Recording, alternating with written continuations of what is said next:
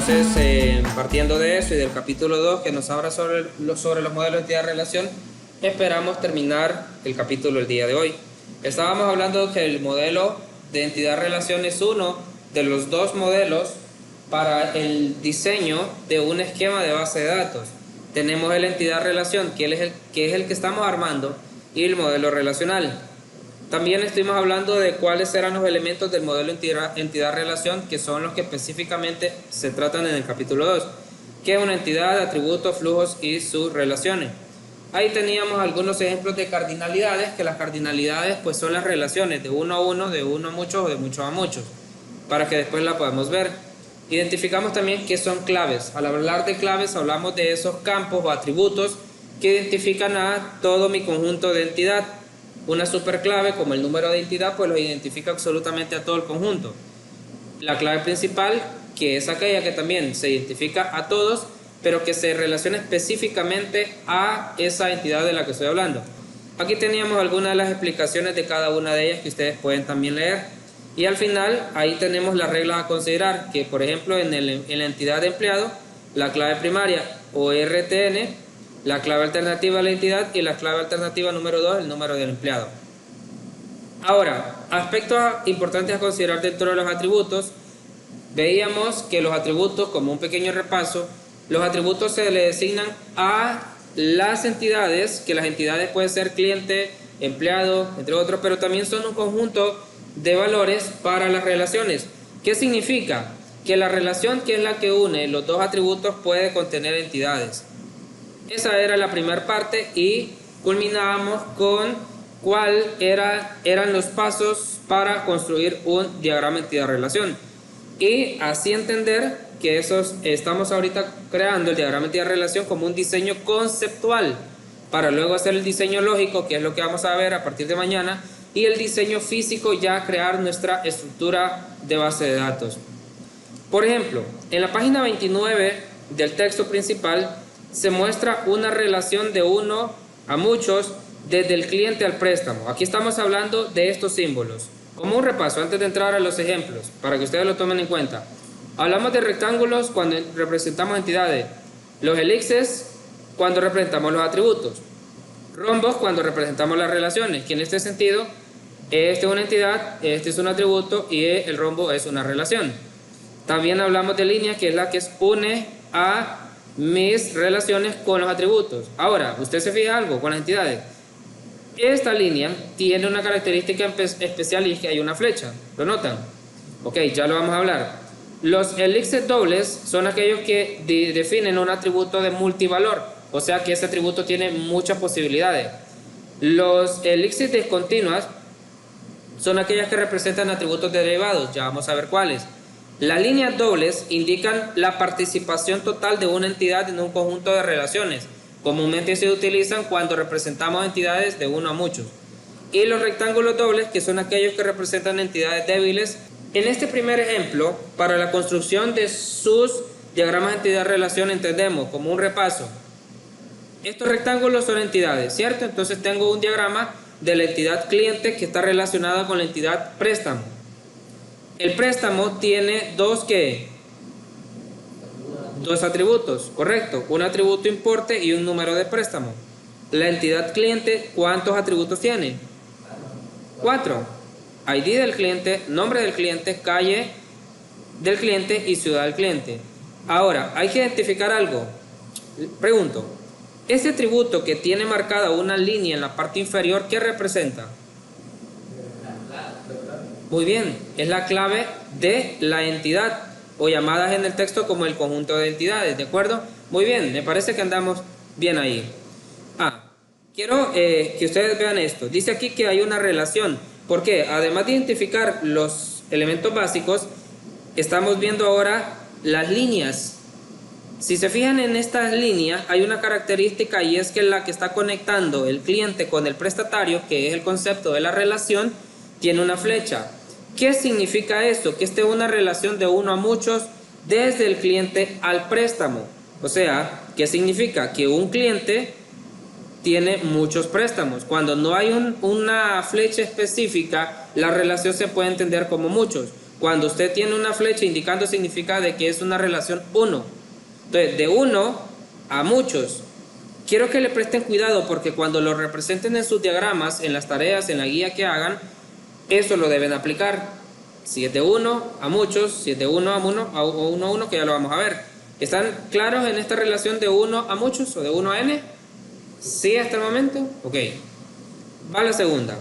Tenemos otro ejemplo que representa una relación de n a 1. ¿Qué significa de muchos a 1? Desde el cliente al préstamo. Mire, desde el cliente al préstamo. ¿Qué significa? Que muchos clientes pueden tener un solo préstamo. Y que un préstamo puede ser, ¿sí?, desarrollado por varios clientes. ¿Cuándo se puede aplicar esto? Bueno, cuando por ejemplo digo, vamos a hacer un préstamo, pero es un préstamo entre dos personas, pero las dos personas con el mismo préstamo. Se podría hacer. Tal vez lo consideran algunos como los avales, que si no paga uno, paga el otro. ¿De acuerdo? Entonces, si se fijan, la flecha indica que el 1 es el préstamo. O sea, muchos clientes participan en un préstamo y un préstamo puede tener muchos clientes. ¿De acuerdo? La relación cambió totalmente hacia acá. Aquí me dice lo contrario, que un cliente puede tener muchos préstamos, pero que ese préstamo solo puede estar asignado en un cliente. Ahora miren el otro ejemplo, 3, relación de n a n. Pues eso nos dice que ahí hay una cardinalidad de muchos a muchos. Si se fijan, ¿qué significa? Que muchos clientes pueden tener o estar participando en muchos préstamos y que muchos préstamos pueden también depender de muchos clientes. Entonces esa relación de la doble flecha nos da NN. Otro ejemplo que tenemos, 4. La relación posible de N a N también se puede dar desde el cliente al préstamo con un atributo en conjunto. O sea, ahí si se fijan no tiene flechas, lo dejo abierto, pero además de dejarlo abierto me representa que también es de N a N, por eso le digo, y me representa un atributo para la relación de impositor. Si se fijan entonces en la relación, además de representar de N a N, porque no tiene la flecha, a la relación le estoy dando un atributo. ¿Se puede hacer eso? Sí se puede, porque aquí me dice, miren, ya no sería con préstamo, es con cuenta. Un cliente, dice, trabaja mediante el impositor a una cuenta bancaria. ¿Qué pasa si yo quiero saber, el impositor podemos decir que es como los trámites de la cuenta que hago yo? Lo que hace el cliente con la cuenta es como eso, las acciones, las transacciones. ¿Qué pasa si yo quiero ver en qué fecha hice la transacción número 2 a mi cuenta? Y ese era un tema que teníamos la semana pasada. Para eso me dicen, voy a poner la fecha en la que accedí a la cuenta. Por ejemplo, ¿hace cuánto no accedo a mi cuenta? Digo yo, no, hace una semana. Pero, ¿dónde pondría esa fecha de acceso? ¿Se la pondría al cliente? ¿Se la pondría al atributo, a la entidad cuenta? Ese es el dilema. ¿Saben por qué? Porque si se la pone al cliente, fecha de acceso es como la fecha en la que se creó el cliente. Solo va a ser una vez que se repite. No me conviene. Si se la pongo a cuenta, también solo va a ser una vez, porque si yo tuviera muchas fechas, entonces me repetiría el mismo valor de la cuenta, el mismo valor del saldo, ¿cierto? Me repetiría los mismos datos, entonces no me conviene. Por esa razón, yo sé que si la relación es la que indica cuántas veces estoy accediendo a mi cuenta y me dice que es de muchos a muchos, o sea que puedo acceder muchas veces a la cuenta, entonces le agrego el atributo a la relación. Y con esto yo podría saber la última fecha de acceso que yo tuve, o sea que el cliente tuvo a la cuenta. ¿Están entendiendo esto? Con este atributo aquí, repito, yo sé la última fecha de acceso que el cliente tuvo hacia la cuenta. Si se la coloco a las entidades me complica un poco más porque es un valor fijo, ¿de acuerdo? Ejemplo 5. Ya vemos un diagrama donde ustedes tienen representado un atributo compuesto, sus componentes, datos multivalores y derivados. Préstenle cuidado a estos 4. Les pregunto, ¿dónde identifican ustedes O díganme cuál es el atributo compuesto del diagrama. ¿Tengo atributos compuestos ahí? Sí, ajá, ¿y cuáles son esos?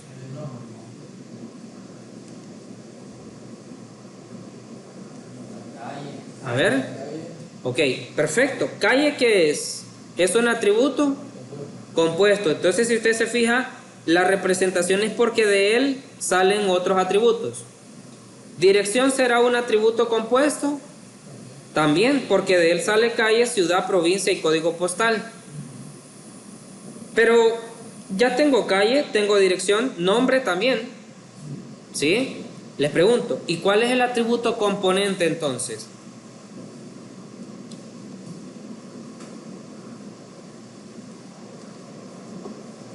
¿Logran identificar cuál es el atributo componente? Lo vimos en las primeras semanas. Se le complica un poco, ¿verdad? ¿Cuál? No, no. No, el ID tampoco. El ID sería la clave. Y de hecho no es ni la clave porque no lo tengo marcado. O sea que en el ejercicio no tengo identificada la clave. Si ustedes lo notan. Ok, les digo. El atributo compuesto, en este caso nombre, el atributo compuesto es nombre. El atributo componente es nombre de pila, primer apellido y aquí sería primer nombre. Los que se derivan de él son los componentes. De dirección, ¿cuáles son los atributos componentes? Él es el compuesto.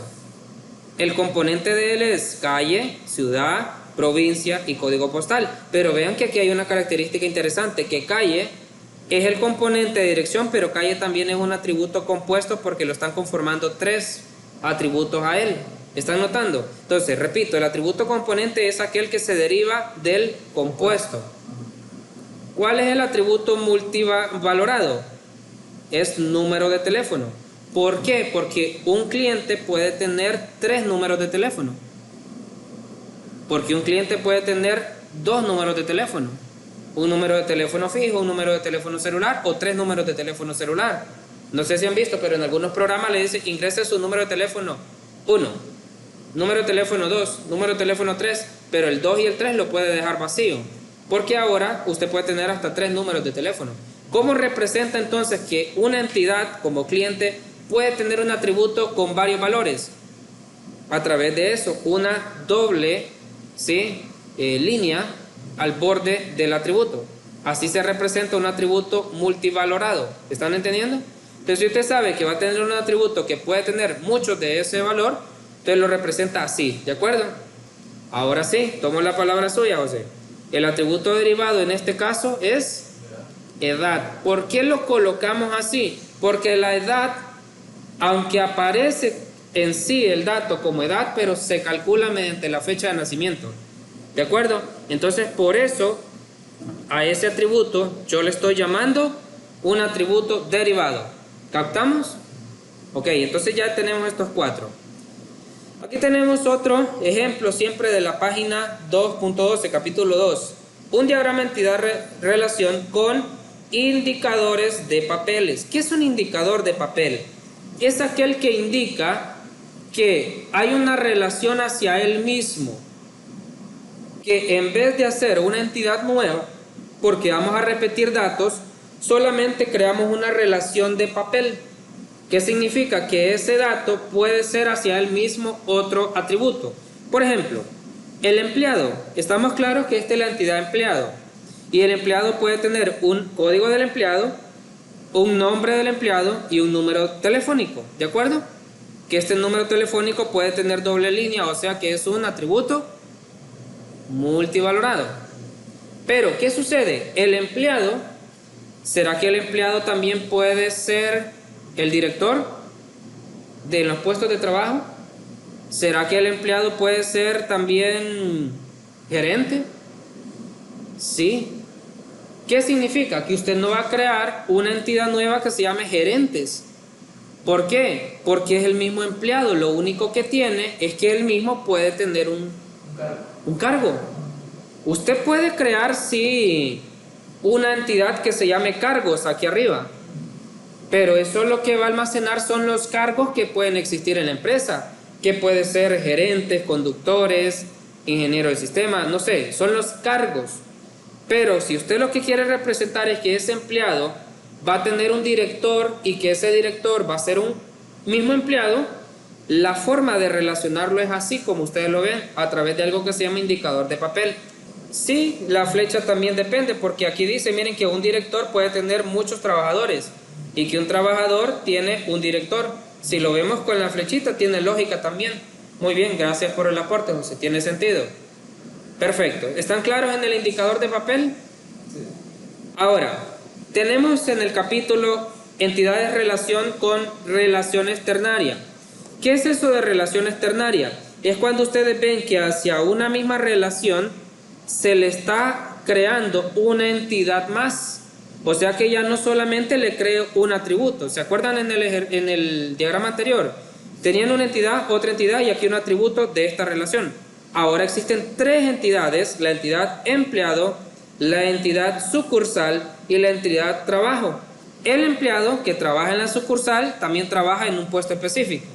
Repito, el empleado que trabaja en la sucursal trabaja en un puesto específico. ¿Ven la lógica que tiene? Ok. ¿Por qué lo relacionamos entonces con sucursal? Porque depende también de la sucursal al final y al cabo. Hay una conexión entre ellos. Ahora, si se fijan, la entidad de empleado, aquí sí le identificamos la clave que es ID empleado. En trabaja en, identificamos que la llave o la clave es puesto. Y en trabaja en también encontramos que para la entidad tenemos el nombre de la sucursal. Entonces, ahora se identifican como que las claves primarias de ellos, ¿de acuerdo? Veamos otro ejemplo acá. Cuando tenemos entidad relación con participación total de entidades a relación, ¿qué significa esto? ¿Cuál es la relación que tenemos? Aquí no se puede ver, pero lo que sí sabemos es que dice que hay una relación de participación total. Eso es cuando existe doble línea. ¿Qué significa esto? Que si lo leemos así, lo que está diciendo es que hay una participación de un conjunto de entidades en un conjunto de relación. ¿Qué significa? Que el préstamo que tiene un número de préstamo como clave y un importe, todos estos préstamos, a fuerza, todos los préstamos deben tener una relación con al menos un cliente. Eso es lo que le está diciendo. ¿Tiene lógica? Sí, porque si usted crea un préstamo y no le asigna un cliente, ¿qué cree que pase? ¿Tiene lógica eso?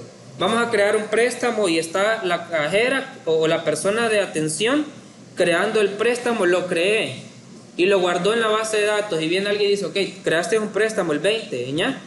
¿Y este préstamo de quién es? Dice aquí que tiene 100,000 lempiras prestados. ¿De quién es? No sé. Es imposible. El préstamo tiene que tener a fuerza a un cliente, ¿cierto?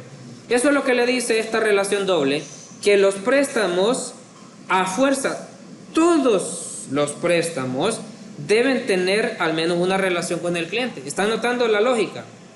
Cuando ustedes le coloquen esa doble línea, significa que no puede quedar un préstamo sin una relación con el cliente. ¿Tiene lógica? Sí tiene lógica. ¿Por qué el cliente no lleva la doble línea? Porque si usted se la coloca, significa que todo cliente creado tiene que tener una participación total al menos con un préstamo. ¿Es eso verdadero? Posiblemente no, porque me pueden crear a mí como cliente, pero no necesariamente tengo un préstamo en el banco. Puede ser que lo que tengo es una cuenta de ahorro. Mira aquí lo que le está diciendo. Ya aquí tiene el equivalente. El equivalente es el número que se le está colocando para representar ¿qué? Eso representa el límite de cardinalidad de la relación. ¿Qué es eso? La cardinalidad, recuerda que puede ser de uno a uno, de uno a muchos y de muchos a muchos. Son las cardinalidades que puede tener. Pero el límite es como el valor mínimo que puede existir. ¿Qué es lo que le está diciendo aquí? Al menos un préstamo debe existir para que exista esta relación con el cliente. ¿Qué pasa? Que si al final usted dice, ok, vamos a decir que la tabla de préstamo puede contener 0, no tiene sentido hacerlo directamente así. ¿Por qué razón? Porque le estamos indicando nada más que la relación es que no exista el préstamo, pero ahí arruinamos la lógica. Entonces miren, lo que me está diciendo es como el límite. Ahora, dentro de la simbología, también hablamos de conjunto de entidades débiles. Podemos leer ahí que el conjunto de entidades débiles es aquel que no tiene suficientes atributos de forma o para formar una clave principal. La entidad que solo tiene como rectángulo el símbolo significa que es una entidad normal, como el préstamo, pues tiene su clave y es representativa y tiene también un atributo que se llama importe. Pero esta está relacionada, o sea que un préstamo puede tener muchos pagos, es lo que le está diciendo ahí, y que a fuerza el pago, todos los pagos a fuerza deben tener participación con los préstamos, porque no se puede hacer un pago y ¿a quién lo pagamos? ¿A qué préstamo viene a abonar? No sé, yo solo pagué, no tiene sentido. Entonces los pagos deben estar asociados, todos deben tener asociados al menos un préstamo, es lo que le dice aquí, al menos un préstamo, ¿de acuerdo? ¿Pagó? ¿De qué préstamo es el pago? Es lo que le está diciendo. Pero la pregunta es, ¿por qué me aparece con doble símbolo? Porque esa es una entidad débil.